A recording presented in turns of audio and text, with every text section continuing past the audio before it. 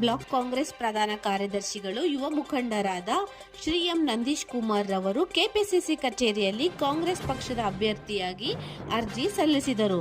ಮುಂಬರುವ ಜಿಬಿಎ ಚುನಾವಣೆ ಬೆಂಗಳೂರು ಉತ್ತರ ನಗರ ಪಾಲಿಕೆ ಸಂಬಂಧಿಸಿದ ಹೆಬ್ಬಾಳ ವಿಧಾನಸಭಾ ಕ್ಷೇತ್ರದ ವಾರ್ಡ್ ನಂಬರ್ 50 ದಿನ್ನೂರು ವಾರ್ಡ್ನಿಂದ ಪ್ರಬಲ ಆಕಾಂಕ್ಷಿ ಅಭ್ಯರ್ಥಿಯಾಗಿ ಇಂದು ಅವರು ಅಪಾರ ಸಂಖ್ಯೆ ಸ್ನೇಹಿತರು ಬಂಧು ಮಿತ್ರರ ಜೊತೆಗೆ ಕೆಪಿಸಿಸಿಯಲ್ಲಿ ಅಭ್ಯರ್ಥಿ ಅರ್ಜಿಯನ್ನು ಸಲ್ಲಿಸಿದರು.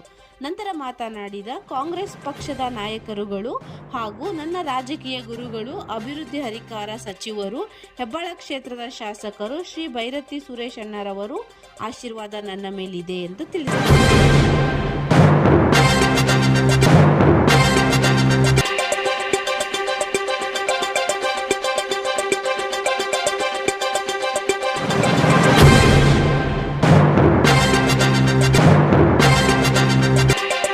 ಕರ್ನಾಟಕ ರಾಜ್ಯದ ಅತಿ ಹಿಂದುಳಿದ ಸಮುದಾಯಗಳಲ್ಲಿ ಒಂದಾಗಿರ್ತಕ್ಕಂಥ ತಿಗಳ ಜನಾಂಗದ ವೈನಿಕುಲ ಕ್ಷತ್ರಿಯ ಸಾಮಾನ್ಯ ಸದಸ್ಯನಾಗಿ ಹೆಬ್ಬಾಳ ವಿಧಾನಸಭಾ ಕ್ಷೇತ್ರದ ಕಾಂಗ್ರೆಸ್ ಪಕ್ಷದ ನಿಷ್ಠಾವಂತ ಕಾರ್ಯಕರ್ತನಾಗಿ, ಅದರಲ್ಲೂ ವಿಶೇಷವಾಗಿ ಹಿಂದುಳಿದ ಧುರೀಣರು ಹಾಗೂ ನನ್ನ ರಾಜಕೀಯ ಗುರುಗಳಾದಂಥ ಭೈರತಿ ಸುರೇಶ್ ಅಣ್ಣನವರ ಮಾರ್ಗದರ್ಶನದಲ್ಲಿ ಸುಮಾರು ಒಂದು 15 ವರ್ಷಗಳಿಂದ ನಿರಂತರವಾಗಿ ಸಮಾಜಮುಖಿ ಕೆಲಸಗಳಲ್ಲಿ ನನ್ನನ್ನು ತೊಡಗಿಸ್ಕೊಂಡಿದ್ದೇನೆ.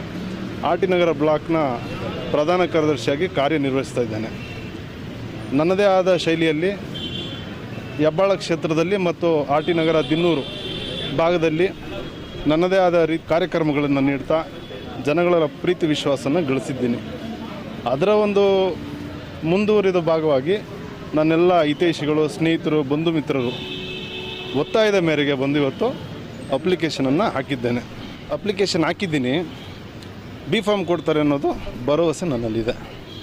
ಅದರಲ್ಲೂ ನಮ್ಮ ಕಾಂಗ್ರೆಸ್ ಪಕ್ಷದ ರಾಜ್ಯ ನಾಯಕರುಗಳು, ನನ್ನ ರಾಜಕೀಯ ಗುರುಗಳು ಭೈರತಿ ಸುರೇಶ್ ಅಣ್ಣವರ ಆಶೀರ್ವಾದ ಇದ್ದರೆ